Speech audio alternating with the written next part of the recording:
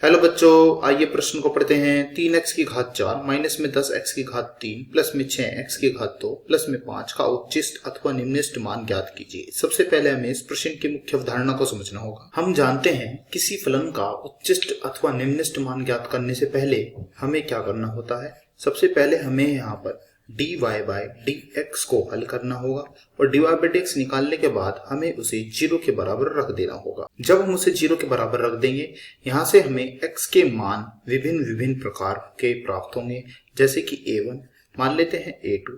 फिर हम इसका दूसरे अवकलज का मान ज्ञात करेंगे, यानी कि d2y बटे dx की घात 2।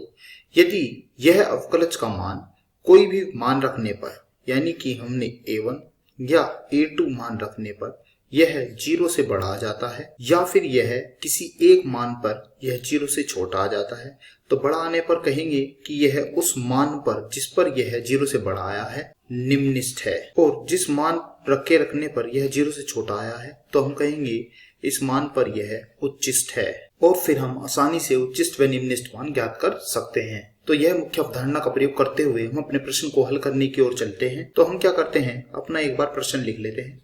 हमारा प्रश्न है y बराबर में 3x की घात 4 बीच में माइनस, फिर 10x की घात 3, फिर प्लस में है हमारे पास 6x की घात 2 प्लस में 5। अब हम क्या करते हैं, यहाँ पर y का x के सापेक्ष अवकलन कर देते हैं। तो y बराबर x की घात n का अवकलन का सूत्र क्या होता है, तो हम यहाँ पर यह सूत्र लगाएंगे, यानी कि dy बाय dx बराबर घात आगे और घात में से एक कम। तो यह सूत्र हम यहाँ पर लगा देते हैं। तो बताइए क्या हो जाएगा, तो यह हो जाएगा dy बटे dx बराबर घात आगे, यानी कि 3 चौक 12, x की घात कितनी 3, फिर माइनस 10 तिया 30, x की घात कितनी 2, फिर 6 दूनी 12, फिर कितनी x, और 5 का अवकलन हो जाएगा 0, क्योंकि यह अचर राशि है। तो जैसे कि मैंने बताया था, फिर हम क्या करेंगे, उच्चिष्ट व निम्निष्ट निकालने के लिए प्रथम अवकलज को 0 के बराबर रख देंगे। तो 12x की घात 3 बीच में है माइनस, फिर है 30x की घात 2, फिर प्लस में 12x। अब हमने इसे 0 के बराबर रख दिया। अब हम क्या करते हैं, यहाँ से 6 और x को उभयनिष्ठ ले लेते हैं। तो अंदर आ जाएगा 6 दूनी 12, x की घात हो गई यहाँ पर 2, फिर बीच में माइनस 6 पंजे 30 x, फिर प्लस 6 दूनी 12 और कोष्टक बंद बराबर 0।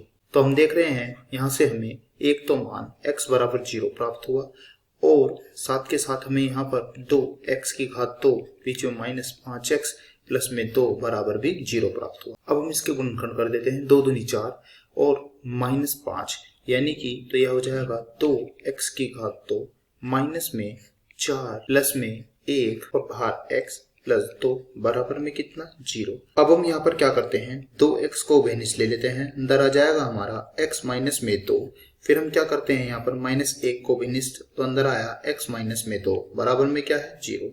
यहाँ हमारा पहला तो कोष्टक क्या बनेगा, पहला बनेगा x माइनस में 2, दूसरा यहाँ बनेगा हमारा 2x माइनस में 1 बराबर में 0। तो यहाँ से हमें x के क्या क्या मान प्राप्त हुए थे, पहला मान प्राप्त हुआ था 0, फिर हमें यहाँ से x का मान प्राप्त होगा 1 2, और 1 प्राप्त होगा 1 बटा 2। तो अब हम क्या करेंगे, जैसे कि मैंने अपनी मुख्य अवधारणा में बताया था, अब हम इसका दूसरे अवकलज का मान ज्ञात करेंगे। तो यह कैसे ज्ञात करेंगे, पहला अवकलज क्या था, पहले अवकलज का मान था हमारा यहाँ पर यह है। तो अब इसका हम दोबारा से अवकलन कर देते हैं x के सापेक्ष। तो लिख लेते हैं, यानी कि 36x की घात 2 माइनस में 60x और प्लस में 12। अब हम क्या करते हैं, यहाँ पर बारी बारी से x के मान रखते चले जाते हैं। तो सबसे पहला मान हम यहाँ रखते हैं जब x हमारा 0, तो 0 रखने पर यह क्या आएगा, 0 रखने पर यह आ जाएगा हमारा 12। हम देख रहे हैं 12 0 से बड़ा है, तो हम कहेंगे कि x बराबर 0 पर यह फलन निम्निष्ट है। तो x बराबर 0 पर फलन निम्निष्ट है। और अब हम इसका मान निकाल लेते हैं। तो y बराबर, तो 3x की घात थी यहाँ पर 4, तो 4 घात, फिर था यहाँ पर हमारा माइनस में 10x की घात 3, तो यह हो जाएगा हमारा यह भी 0, तो यह भी बन गया 0, प्लस में कितना 5, तो यहाँ हमारा मान आया है 5। अब हम क्या करेंगे, अब हम इसका दूसरा अवकलज का मान तो लिखेंगे हम d2y बटे dx की घात 2 कितने पर, x बराबर 2 पर। तो ये आ जाएगा हमारा यहाँ 36 2 की घात 2, तो लिख लेते हैं इसे हम, यानी कि 36 फिर है 2 की घात 2, फिर है यहाँ हमारा माइनस में 60 गुणा 2, फिर है यहाँ पर प्लस में 12। तो यह हो जाएगा हमारा 36 गुणा में 4 माइनस में 120 प्लस में 12। तो ये कितना हो जाएगा, तो यह हो जाएगा हमारा यहाँ पर 36 चौका यानी कि 144, फिर बीच में माइनस 120 प्लस में कितना 12।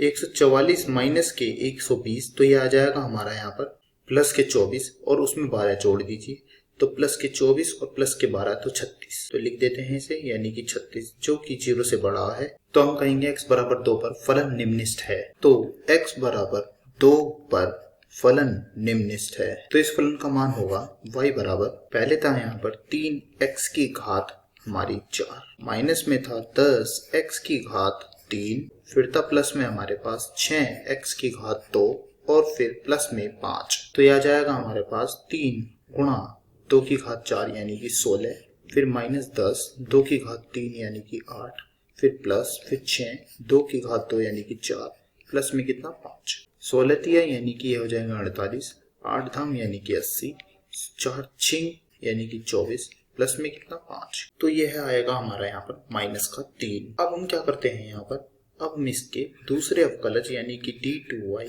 बटे dx की घात 2 का मान x बराबर 1/2 पर निकाल लेते हैं। तो यह था हमारा यानी कि 36, फिर x की घात 2 यानी कि 1/2 की घात कितनी 2, फिर था हमारे पास माइनस में 60 और 1/2 इसके गुना में, फिर था हमारे पास यहाँ पर प्लस में 12। तो ये कितना आएगा, तो यह आ जाएगा हमारा यहाँ पर 36/4, फिर माइनस में 60/2 यानी कि 30, प्लस में कितना 12, तो 4 एकम 4 निम्न 36। तो यह आ जाएगा हमारा यहाँ पर माइनस के 9। तो हम कहेंगे कि x बराबर 1/2 पर फलन का मान उच्चिष्ट है, क्योंकि यह -9 0 से छोटा होता है। तो लिख लेते हैं इसे कि x बराबर 1/2 पर फलन का मान उच्चिष्ट है। तो यह मान आ जाएगा हमारे पास y बराबर में 3 1/2 की घात कितनी हो जाएगी 4, माइनस में है फिर हमारे पास 10, फिर हो जाएगा हमारे पास 1/2 की घात 3, फिर है हमारे पास यहाँ पर प्लस में 6 1/2 की घात की 2, फिर है हमारे पास यहाँ पर प्लस में 5। तो यह हमारा आ जाएगा 3 2 की घात 4 यानी कि यह बन जाएगा 16, फिर माइनस में यह है 10 और यह बन जाएगा 1/8, फिर प्लस फिर यह हमारा आ जाएगा 1/4 और फिर प्लस में 5। तो यह हो जाएगा हमारा यहाँ पर 3/16, माइनस में इसे हम लिखते हैं कुछ इस तरह से, 2 के नीचे गुणा कर देते हैं और 2 की गुणा कर देते हैं हम ऊपर। तो जब हमने 2 की गुणा ऊपर भी कर दी तो हो जाएगा 10 दूनी 20 और 8 दूनी 16। और यहाँ पर हम क्या करेंगे, यहाँ पर हम 4 की गुणा कर देते हैं और 4 की गुणा नीचे कर देते हैं। तो यह बन जाएगा 16 आ गया नीचे लिख दिया और 6 चौक 24, और फिर ऐसे ही हम यहाँ करते हैं 16 की गुणा ऊपर 16 की गुणे 16 पंचे हो गए यानी कि 80 और बटे 16। अब हम क्या करते हैं, यहाँ पर 16 को यहाँ पर हम लघुत्तम ले लेते हैं। तो यह हो जाएगा हमारा 3 - 20 प्लस में कितना 24 और फिर प्लस में कितना 80। तो ये बन जाएगा हमारा यहाँ पर 87 बटे में कितना 16। तो ये क्या जाएगा, ये आ जाएगा हमारा 5.4। तो हम कह सकते हैं कि हमें इस फलन में x बराबर में 1/2 पर उच्चिष्ट मान प्राप्त हुआ है। कितना था यह मान था हमारा y बराबर में 87/16, या फिर तुम इसे ऐसे कह दो 5 सही 7/16, तथा हमें x बराबर 2 पर निम्नलिखित मान प्राप्त हुआ था। तो यह निम्नलिखित मान क्या था, यह निम्नलिखित मान था हमारा y बराबर -3, तथा हमें इससे अलग एक और निम्नलिखित मान प्राप्त हुआ था, वह था हमारा x बराबर 0 पर कितना, यह निम्नलिखित मान था y बराबर 5। तो हमने इस प्रश्न का उत्तर हल कर लिया है। आशा करता हूँ यह प्रश्न आपको समझ में आया होगा। धन्यवाद।